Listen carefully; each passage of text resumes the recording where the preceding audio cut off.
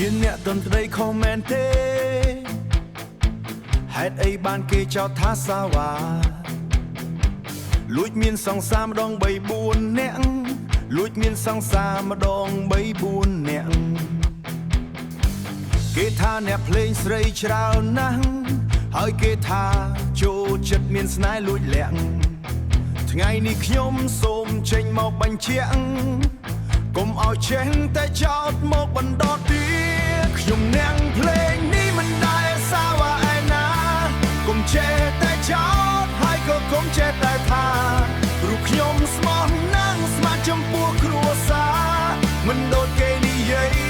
សំដីអ្នកដែលមកសា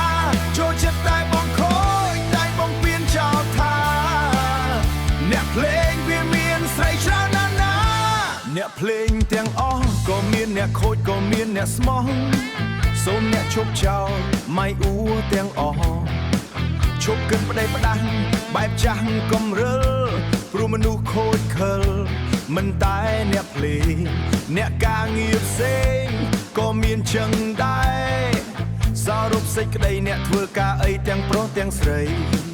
ទូនៅទីណាក៏មានអ្នកខូចនិងភក្តីឈប់ចោលទាំងអស់ខ្ញុំអ្នកភ្លេងនេះមិនដែលសាវ៉ាឯណាកុំចេះតែចោលហើយក៏កុំចេះតែថា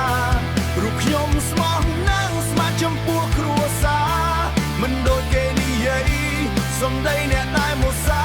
ចូលចិត្តតែបងខូចតែបងពៀនចោលថាអ្នកភ្លេងវាមានស្រីច្រើនណាស់ណាខ្ញុំអ្នកភ្លេងនេះមិនដែលសាវ៉ាឯណាកុំចេះតែចោលហើយក៏កុំចេះតែថាព្រោះខ្ញុំស្មោះណាស់ស្ម័គ្រចំពោះគ្រួសារមិនដូចគេនិយាយសំដីអ្នកដែលមកសា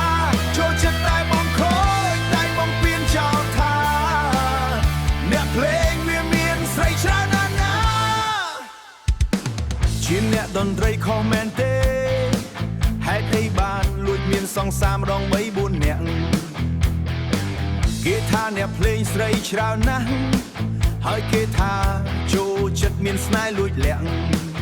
ថ្ងៃនេះខ្ញុំសូមចេញមកបញ្ជាក់កុំមកចេះ